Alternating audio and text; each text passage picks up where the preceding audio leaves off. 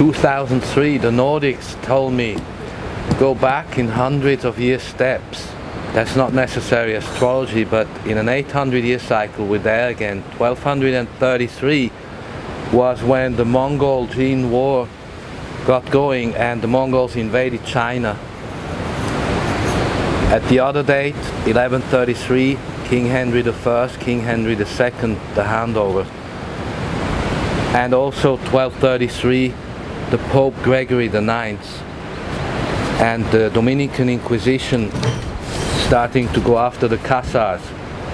2033 is the next important date that the Nordics are saying we're looking into now via astrology. So I said Uranus Saturn. That means really breaking down the reality. It starts first in Gemini, which is super fast, and then moves over into Cancer. While Uranus is in Taurus, that's only 7 years. They're testing out a digital currency, but a real planetary currency that is not owned by one nation is at least another 12 years away. Not owned by one nation is important because the world currency or planetary currency comes into effect to stop the wars and the resource wars that are really aimed at holding up the reserve currency status.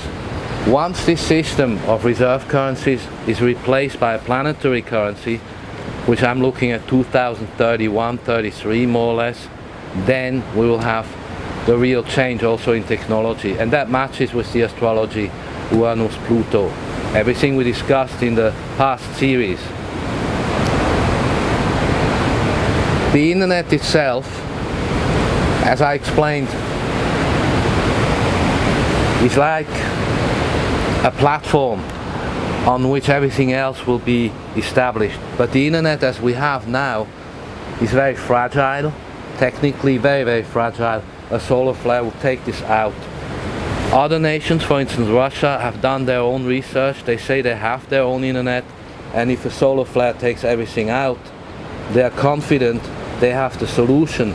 This leads us into the Titor timeline, the famous other timeline, and you can go back also into the text of Dr. Anderson, who shows us timelines into 2080, where he says that we will have a consciousness that comes about where we understand why we're here, what is the soul, and how does the internet fit into the soul, because the internet was really given by the extraterrestrials to the intermediaries who then gave it in test runs to different areas of the spectrum, for instance CERN, or the military that tested it out in the 60s, or the science people who need it for their projects, or the financial people who build their structures on it.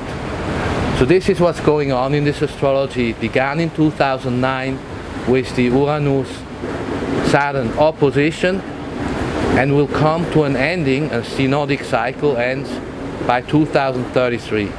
That is the date of the Nordics we're looking at.